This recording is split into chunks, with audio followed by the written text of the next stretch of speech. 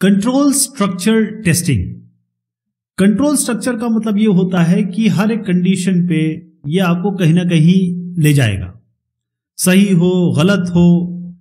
तो हम क्या करते हैं, जो व्हाइट बॉक्स टेस्टिंग है इसमें ऐसे बहुत सारे टेस्टिंग है, जैसे कंट्रोल स्ट्रक्चर टेस्टिंग अगर इसमें हम जोड़ दें तो एक तो कवरेज बढ़ा देता है ये, और क्वालिटी अच्छी कर देता है व्हाइट बॉक्स टेस्टिंग की। इसमें तमाम तरीके के टेस्ट हम देखेंगे या फिर अलग अलग आयाम से देखेंगे। जैसे कंडीशन टेस्टिंग है, ये आपके लॉजिकल कंडीशन को चेक करेगा। अगर आपको वोटिंग की एज के हिसाब से कुछ बनाना है तो आप क्या करेंगे, if age is greater than 18, तो ये आपका कंडीशन टेस्टिंग हो गई कि भाई एज 18 से बड़ी हो तो क्या होगा, कम होगा तो क्या होगा। डेटा फ्लो टेस्टिंग, ये आपको बताएगा कि डेटा का कौन सा किस जगह कब काम है। अब मैं आपको डेटा स्ट्रक्चर नहीं दिखा रहा हूं, आपको सिंपल एक वैल्यू बताता हूं। जैसे मान लीजिए हमने कहा इंटीजर ए। अब ये डेटा आपको कहां डिफाइन करना है, ये कब यूज होगा, क्या ये प्राइवेट होगा पब्लिक होगा, क्या ये ग्लोबल होगा, क्या ये लोकल होगा, और जो आपने सोचा है क्या वो ये कर रहा है, इसे डेटा फ्लो टेस्टिंग कहेंगे। डेटा फ्लो टेस्टिंग बहुत बड़ी चीज है, मैंने छोटा सा एग्जांपल दिया है। लूप टेस्टिंग, अब आपको लूप बगैर प्रोग्रामिंग में लूप का यूज किए हुए आप किसी भी लॉजिक को कैसे इंप्लीमेंट करेंगे, बहुत मुश्किल है। तो लूप टेस्टिंग के लिए या काम को ऑटोमेट करने के लिए आपको लूप टेस्टिंग करनी होती है। 4 अलग अलग तरीके के लूप्स हैं मेनली। एक सिंपल लूप है, जैसे आप यहां गए वापस आते चले और एक कंडीशन पे आप बाहर आ गए। कॉनकैटिनेटेड लूप का मतलब होता है कि एक लूप के अंदर दूसरा लूप, ये लूप जो है ये इसके अंदर है, लेकिन ये इस तरीके से नहीं हो सकता, या होगा। मल्टीपल लूप भी हो सकते हैं कई डिजाइन में। इसके अलावा आपका कॉनकैटिनेटेड लूप होगा। कॉनकैटिनेटेड लूप का मतलब ये होता है एक लूप दूसरे से जुड़ा हो, इंडिपेंडेंट भी हो सकते हैं, डिपेंडेंट भी हो सकते हैं। अनस्ट्रक्चर्ड लूप तो कैसा भी हो सकता है। सिंपल लूप, कॉनकैटिनेटेड लूप, नेस्टेड के अंदर कॉनकैटिनेटेड लूप, नेस्टेड के अंदर सिंपल लूप, सिंपल के अंदर नेस्टेड लूप, ऐसे तमाम तरीके के कॉम्बिनेशन हम बना सकते हैं। इन कॉम्बिनेशन को हम अनस्ट्रक्चर्ड लूप कहेंगे। अब ये अनस्ट्रक्चर्ड की जो विधि होगी और कॉनकैटिनेटेड की विधि होगी वो आपको सिंपल और नेस्टेड के हिसाब से करनी है। तो सिंपल और नेस्टेड को बहुत अच्छे से समझ लीजिए।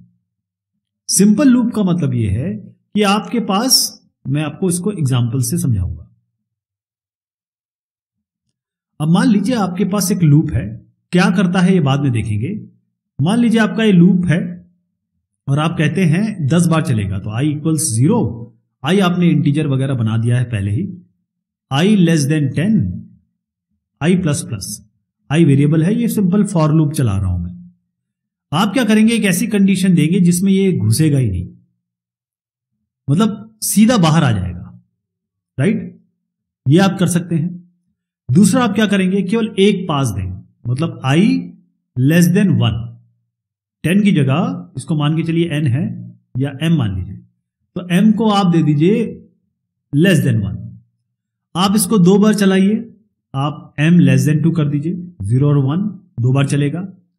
या फिर आप एक ये कर सकते हैं कि इस m को, ये 10, इस m को मान लीजिए एक वैल्यू, इसको ये जो आपने मैक्सिमम वैल्यू दी है, एक n ले लीजिए या m ले लीजिए और इतना चलाइए कि n ये जो वैल्यू है ये से कम रहे। कहने का मतलब अगर 10 है तो आप जो इसमें वैल्यू देंगे, जिसको मैं n या m जो भी कह रहा हूं, वो इससे कम चले। 8 दे दीजिए, 7 दे दीजिए, 6 दे दीजिए। एक तो आपने क्या किया, एक बार तो आपने बिल्कुल बाहर निकल आए, एक बार आपने केवल एक पास चलाया, एक बार 2 पास चलाया। और मान लीजिए 10 की जगह 100 होता तो आप 100 बार तो नहीं चलाते। 0 1 2 पे आपने चेक कर लिया। अब आप जाइए आखिर में और इसके पहले चेक करिए, यहां पर आप दीजिए 99, यहां पर दीजिए 88, ऐसे चलाइए। एक और चीज है, मान लीजिए 10 है तो अब आपको क्या करना पड़ेगा, आप 9 पे लीजिए और 11 दीजिए इसमें। इसी को मैं n-1, n और n+1 कह रहा हूं, ठीक है। तो ये चेकिंग इसकी सिंपल लूप की होती है।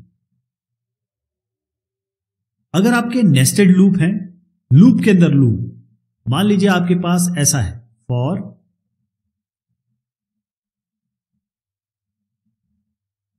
इसके अंदर एक और फॉर है और इसके अंदर एक और फॉर है। ठीक है, अब ये जो फॉर है 3 फॉर हो गए आपके। तो आपको करना क्या है कि अगर इसके आप परम्यूटेशन कॉम्बिनेशन बनाएंगे, मान लीजिए ये 100 बार चलता है, ये 10 बार चलता है, ये 50 बार चलता है, तो इम्प्रैक्टिकल नंबर मैं आपको बता सकता हूं, इसके टेस्ट केसेस जनरेट कर सकते हो आप, वो करने की आवश्यकता नहीं है। बेजियर साहब कहते हैं, बहुत आसान तरीका है, सबसे अंदर वाले लूप से चेक करिए, बाहर के सारे जो लूप है उनको मिनिमम वैल्यू दे दीजिए, यानी इसको केवल एक बार चलाइए, इसको केवल एक बार चलाइए, इतनी वैल्यू दीजिए कि ये केवल एक बार चले। और ये आपके 50 बार चलना है, लेकिन 50 बार चलाने की जगह इसको आप कैसे चेक करेंगे, जैसे मैंने आपको एक सिंपल लूप का बताया, इसको सिंपल लूप के तरह चला देंगे। एक बार चलाइए, 2 बार चलाइए, उसके बाद आप जो भी मैक्सिमम वैल्यू है उसके, ये जो 50 है तो 49 और 51 देके चलाइए, बस इतना कर लीजिए, ये हो गया। अब आप बाहर आ जाइए, अब इसको आप मिनिमम दे देंगे, ये एक बार चलेगा, ये भी एक बार चलेगा, इसके साथ वही काम करेंगे जो सिंपल लूप के साथ करेंगे। क्या करेंगे, एक बार चलाएंगे, एक बार तो बाहर निकल आएगा, बिल्कुल नहीं चलेगा, एक बार भी नहीं चलेगा, फिर एक बार चलेगा, फिर 2 बार चलेगा, और फिर 10 के बाद आप इसको 9, 10 और 11 में चेक करा लीजिए, ये हो गया। अब इन दोनों को छोड़ दीजिए, यहां पर आ जाइए, इन दोनों को मिनिमम वैल्यू दे दीजिए और इस पे वही काम कर लीजिए जो सिंपल लूप में चलेगा। तो ये तरीका है आपके नेस्टेड लूप चेक करने का। कॉनकैटिनेटेड लूप 2 तरीके के हो सकते हैं, या तो लूप आपके इंडिपेंडेंट हो या आपके लूप डिपेंडेंट हो। अगर इंडिपेंडेंट है तो कोई दिक्कत ही नहीं है, इसको आप सिंपल लूप की तरह चेक करिए, इसको सिंपल लूप की तरह चेक करिए। अगर आपके नेस्टेड लूप है, मतलब ये डिपेंडेंट लूप है, तो फिर डिपेंडेंट लूप में तो आप इसको सीधा आप नेस्टेड लूप की तरह चेक कर लीजिए, जो मैंने आपको ये तरीका बताया। अनस्ट्रक्चर्ड लूप में ये नेस्टेड और सिंपल दोनों ही तरीके से चलेंगे, साथ में कॉनकैटिनेटेड भी चलेंगे। तो इसके लिए आपको अलग से टेस्ट केस डिजाइन करने पड़ेंगे, खास तौर पे जो बाउंड्री वैल्यूज हैं, जहां पर लूप बंद हो रहा है या जिस वैल्यू पे लूप खत्म हो रहा है, और जो इनिशियल वैल्यू है लूप की, उस पे आपको ज्यादा ध्यान रखना पड़ेगा। इसकी कोई सीधा तरीका नहीं है, इसमें आपको ये जो पिछले तरीके बताए हैं उन्हीं का उपयोग करना पड़ेगा।